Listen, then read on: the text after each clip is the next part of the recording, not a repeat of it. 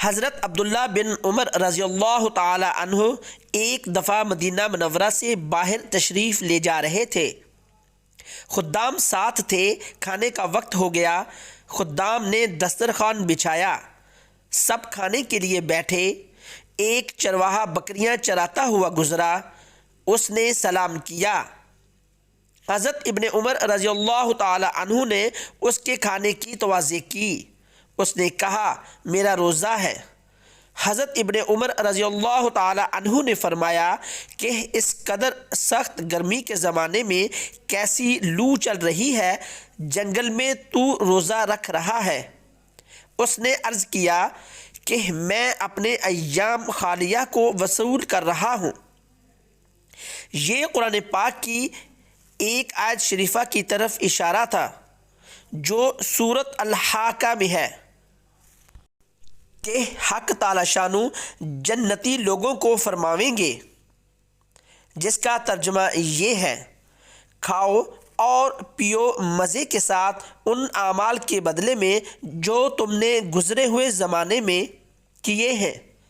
اس کے بعد حضرت ابن عمر رضی اللہ تعالی عنہ نے امتحان کے طور پر اس سے کہا کہ ہم ایک بکری خریدنا چاہتے ہیں، اس کی قیمت بتا دو اور لے لو، ہم اس کو ذبح کریں گے اور تمہیں بھی گوشت دیں گے، کمر افطار میں کام دے گا۔ اس نے کہا کہ یہ بکریاں میری نہیں ہیں، میں تو غلام ہوں، یہ میرے سردار کی بکریاں ہیں۔ حضرت ابن عمر رضی اللہ تعالی عنہ نے فرمایا کہ سردار کو کیا خبر ہوگی؟ اس سے کہہ دینا کہ بھیڑیا کھا گیا۔ اس نے آسمان کی طرف اشارہ کیا اور کہا فَأَيْنَ اللَّهُ، اور اللہ تعالیٰ کہاں چلے جائیں گے؟ یعنی وہ پاک پروردگار تو دیکھ رہا ہے۔ جب وہ مالک الملک دیکھ رہا ہے تو میں کیسے کہہ سکتا ہوں کہ بھیڑیا کھا گیا؟ حضرت ابن عمر رضی اللہ تعالی عنہ تعجب اور مزے سے بار بار فرماتے تھے۔ ایک چرواہا کہتا ہے این اللہ این اللہ، اللہ تعالیٰ کہاں چلے جائیں گے؟ اللہ تعالیٰ کہاں چلے جائیں گے؟ اس کے بعد حضرت ابن عمر رضی اللہ تعالی عنہ شہر میں واپس تشریف لائے تو اس غلام کے آقا سے اس غلام کو اور بکریوں کو خرید کر غلام کو آزاد کر دیا۔ وہ بکریاں اس کو ہبہ کر دیں۔ یہ اس وقت کے چرواہوں کا حال تھا کہ ان کو جنگل میں بھی یہ فکر تھا کہ اللہ تعالیٰ دیکھ رہے ہیں۔ حضرت ابن عمر رضی اللہ تعالی عنہ اور حضرت ابو ہریرہ رضی اللہ تعالی عنہ دونوں حضور اکرم صلی اللہ علیہ وآلہ وسلم کا یہ ارشاد نقل کیا کہ ایک عورت کو اس پر عذاب کیا گیا کہ اس نے ایک بلی کو باندھ رکھا تھا جو بھوک کی وجہ سے مر گئی، نہ تو اس نے اس کو کھانے کو دیا نہ اس کو چھوڑا کہ وہ زمین کے جانوروں چوہے وغیرہ سے اپنا پیٹ بھر لیتی۔ حضور اکرم صلی اللہ علیہ وآلہ وسلم کا ارشاد ہے کہ سخاوت جنت میں ایک درخت ہے، پس جو شخص سخی ہوگا وہ اس کی ایک ٹہنی پکڑ لے گا جس کے ذریعے سے وہ جنت میں داخل ہو جائے گا، اور بخل جہنم کا ایک درخت ہے، جو شخص شہی بخیل ہوگا وہ اس کی ایک ٹہنی پکڑ لے گا یہاں تک کہ وہ ٹہنی اس کو جہنم میں داخل کر کے رہے گی۔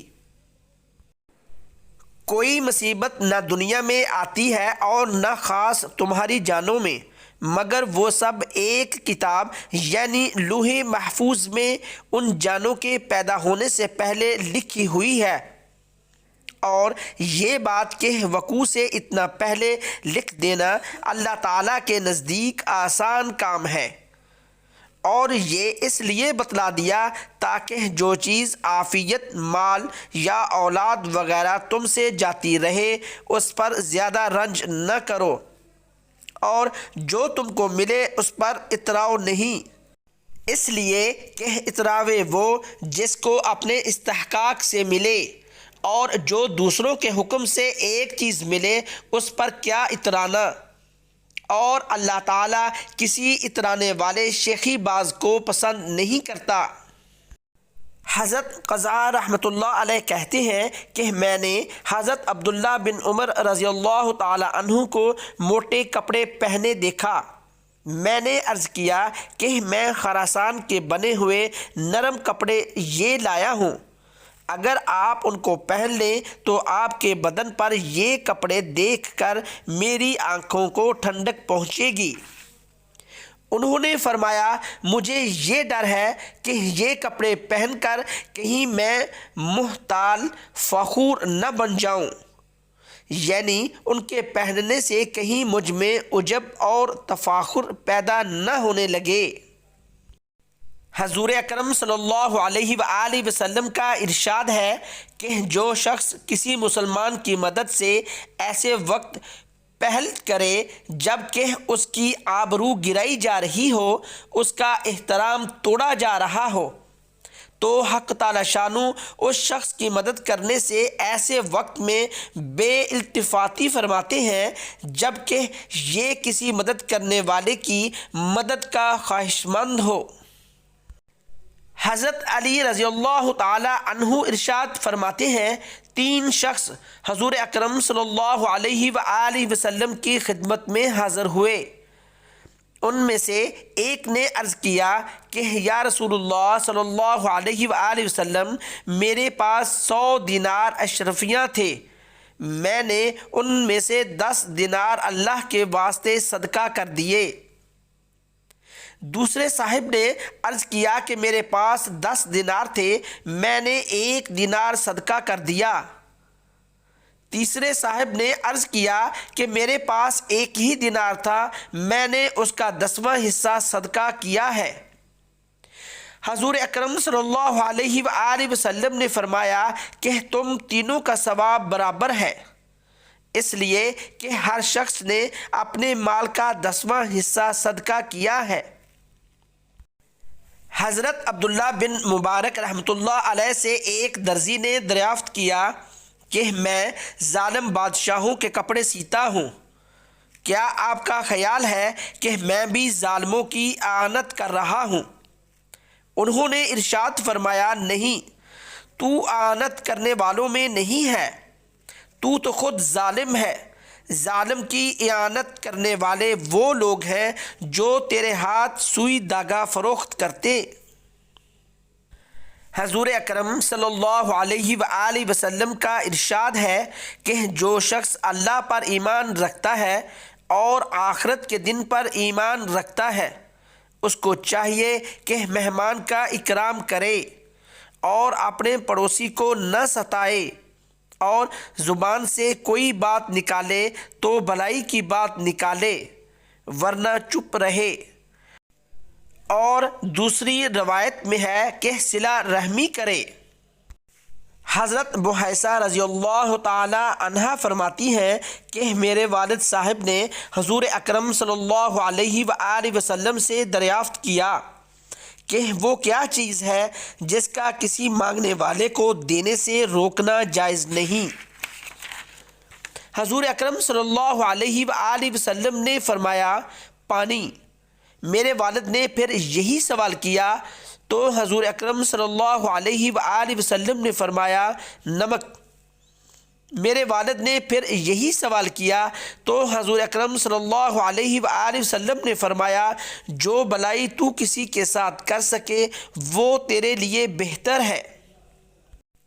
حضور اکرم صلی اللہ علیہ وآلہ وسلم کا ارشاد ہے کہ بے خامد والی عورت اور مسکین کی ضرورت میں کوشش کرنے والا ایسا ہے جیسا کہ جہاد میں کوشش کرنے والا، اور غالباً یہ بھی فرمایا کہ ایسا ہے جیسا رات بھر نماز پڑھنے والا کہ ذرا بھی سستی نہ کرے، اور دن بھر روزہ رکھنے والا کہ ہمیشہ روزہ دار رہے۔ حضرت اسماء رضی اللہ تعالی عنہا فرماتی ہیں کہ حضور اکرم صلی اللہ علیہ وآلہ وسلم نے ان سے ارشاد فرمایا کہ خوب خرچ کیا کر اور شمار نہ کیا کر، اگر ایسا کرے گی تو اللہ تعالیٰ بھی تجھ پر شمار کرے گا۔ اور محفوظ کر کے نہ رکھ، اگر ایسا کرے گی تو اللہ تعالیٰ تجھ پر محفوظ کر کے رکھے گا، یعنی کم عطا کرے گا، عطا کر جتنا بھی تجھ سے ہو سکے۔ حضور اکرم صلی اللہ علیہ وآلہ وسلم کا ارشاد ہے کہ صدقہ کرنے میں جلدی کیا کرو، اس لیے کہ بلا صدقہ کو پھاند نہیں سکتی۔ حضور اکرم صلی اللہ علیہ وآلہ وسلم کا ارشاد ہے کہ سخی آدمی اللہ سے قریب ہے، جنت سے قریب ہے، لوگوں سے قریب ہے، جہنم سے دور ہے، اور بخیل آدمی اللہ سے دور ہے، جنت سے دور ہے، آدمیوں سے دور ہے، اور جہنم سے قریب ہے۔ بے شک جاہل سخی اللہ کے نزدیک عابد بخیل سے زیادہ محبوب ہے۔ حضور اکرم صلی اللہ علیہ وآلہ وسلم کا ارشاد ہے کہ دو خصلتیں ایسی ہیں کہ وہ مومن میں جمع نہیں ہو سکتی، ایک تو بخل، دوسری بد خلقی۔